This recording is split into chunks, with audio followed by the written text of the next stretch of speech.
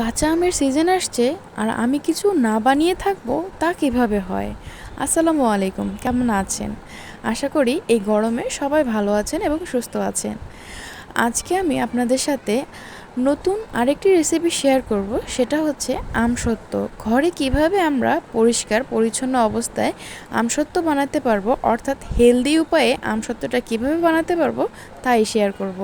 গত বছর আমি আমসত্ত্ব বানিয়েছিলাম, সেটার ভিডিওটা আপনারা দেখতে পাবেন আমার এই চ্যানেলে। তো যাই হোক, ভিডিওতে ফিরে আসি। কাঁচা আমগুলোকে সুন্দরভাবে কেটে কিউব করে সেদ্ধ করে নিয়েছি। লবণ দিয়ে কিন্তু সেদ্ধ করতে হবে।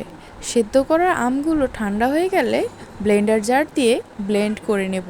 আমের পিউরিটা রান্না করতে হবে বেশ খানিকক্ষণ।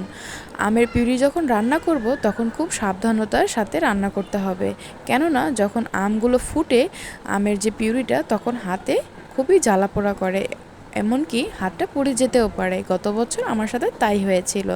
তাই এবছর আমি দূর থেকে কিছু ভিডিও ক্লিপস নিয়েছি, বিহাইন্ড দ্য সিন আমি ভিডিও শেষে অ্যাড করে দেব।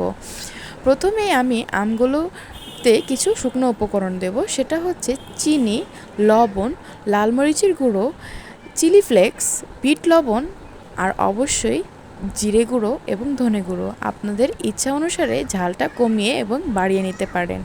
তবে আম শুকানোর জন্য এখন হিট স্ট্রোক একদম শ্রেয়।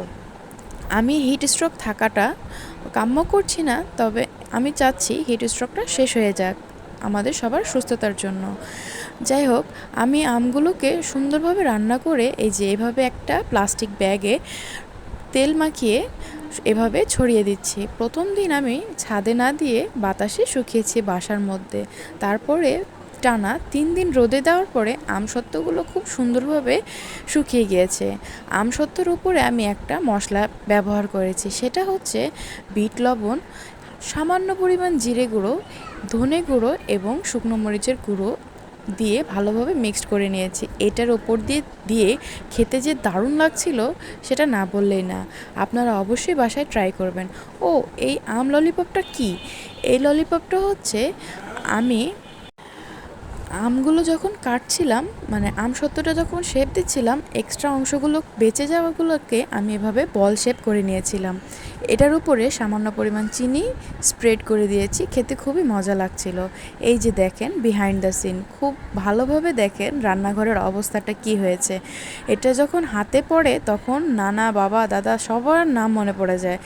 যাই হোক, কেমন লাগলো সবাই জানাবেন।